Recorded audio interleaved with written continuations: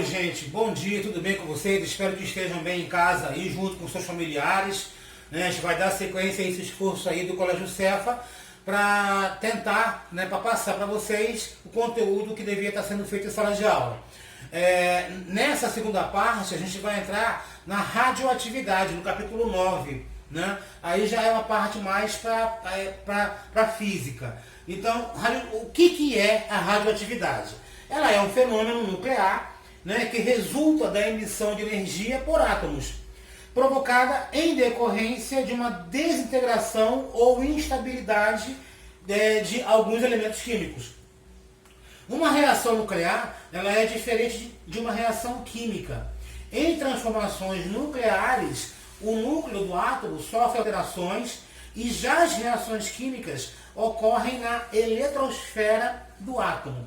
Dessa forma, um átomo pode se transformar em outro átomo e quando isso acontece, significa que ele é radioativo, né? Como é que ela foi descoberta? Como é que se chegou até ela? A radioatividade ela foi descoberta mais ou menos nos idos de 1896 por um senhor chamado Henry Becquerel. Ao investigar a fosforescência natural das substâncias. O casal Pierre e Marie Curie dedicou-se ao estudo das emissões radioativas e constatou que essa era uma propriedade de determinados elementos químicos. Inclusive, durante essas pesquisas, descobriram dois novos elementos radioativos, o rádio e o polônio, né? Inclusive, esse casal, Pierre e Marie Curie, se não me falha a memória, ambos foram agraciados com o Nobel de Química.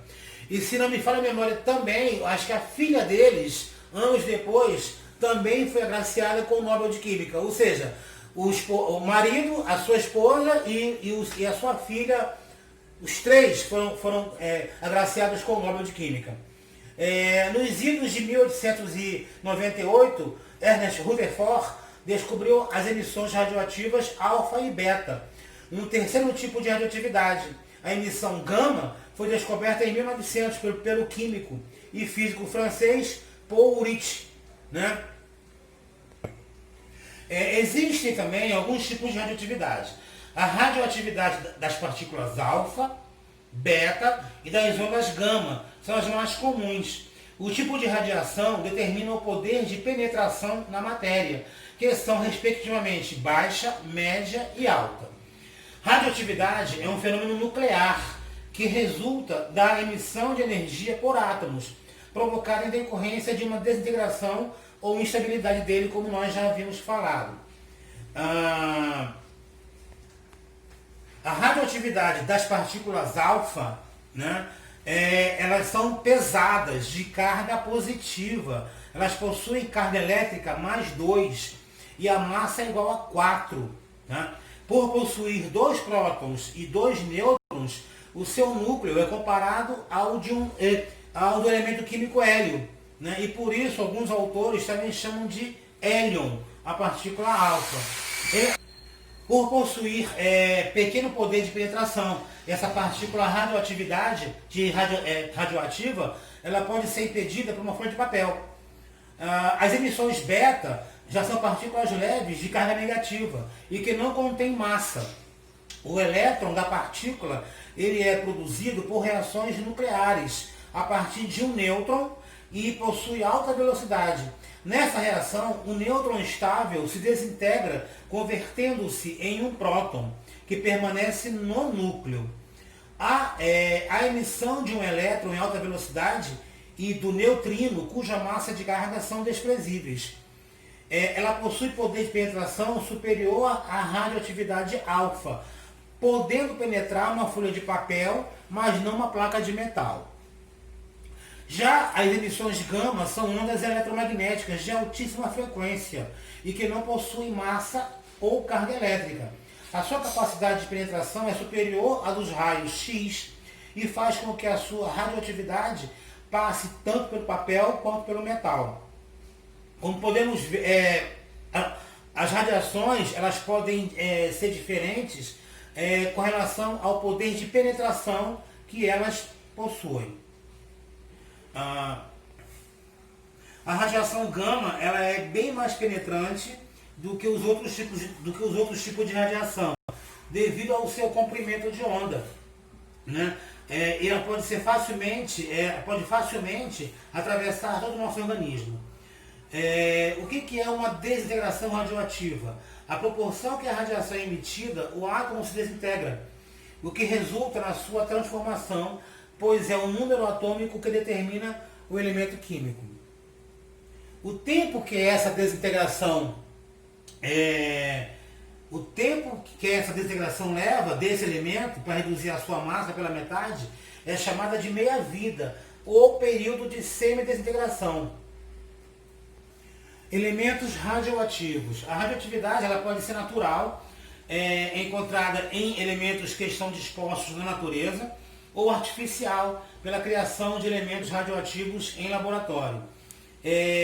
Falando em elementos naturais, as famílias radioativas naturais são encontradas na natureza, onde os elementos radioativos são transformados por meio de desintegração até chegar em um elemento químico estável. Por exemplo, urânio, actínio, tório. Já elementos radioativos artificiais são obtidos através da transmutação, a qual produz um novo elemento químico radioativo. Exemplo, iodo 131 e fósforo 30. Para que servem, ou para que serve a radiação como um todo? A radioatividade na medicina, por exemplo, ela é amplamente utilizada. Então a sociedade ela utiliza muito a radiação em seu benefício. Por exemplo, exame de raio-x, cuja radiação atravessa os tecidos com os objetos, né, para que mostre internamente o corpo humano.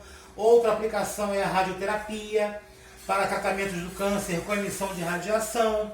Como as células cancerígenas são mais sensíveis à radiação, é possível destruí-las com dosagens controladas, sem afetar as células normais. Os radioisótopos também podem ser utilizados no diagnóstico de doenças, tratamento de tumores e como marcadores para informar o estado de saúde de órgãos. Outra utilização é na usina nuclear, né? Nesse sistema, as reações nucleares são manipuladas de forma controlada para a produção de energia na forma de calor. O calor produzido é utilizado no aquecimento da água e o vapor gerado movimenta turbinas geradoras de eletricidade. Devido ao crescimento populacional e à busca para a diversificação da matriz energética, hoje a energia nuclear é responsável por 17% de toda a geração de energia elétrica no mundo. Tá? Mas isso tem um custo. Qual é o custo disso para a sociedade como um todo?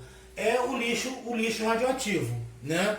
A poluição radioativa ela é um dos problemas do uso da radioatividade. Esses resíduos eles são compostos por elementos radioativos e representam um grande risco à população, uma vez que podem provocar doenças como, por exemplo, o câncer. Diversas áreas, medicina, engenharia, antropologia, entre tantas outras, fazem uso de materiais que contêm radioatividade. Assim, esses cuidados com esses resíduos são indispensáveis para que esse tipo de lixo não contamine o ambiente ou ainda resulte em acidentes nucleares. Um dos casos mais famosos foi o de Chernobyl, ocorrido em 86 na Ucrânia, né? Aqui no nosso país nós tivemos um acidente com uma cápsula de Césio-137, né? Isso foi em 1987 em Goiânia, através de um aparelho de radioterapia que foi abandonado. Tá ok? Então nós temos as atividades que estão aí nas páginas seguintes, né? Exercícios que vocês farão, rever e aplicar, tá? E eu vou enviar aí, isso aí para as senhoras e senhores. Então tenham todos um bom fim de semana e que todos estejam saudáveis junto com seus familiares. Tchau, tchau.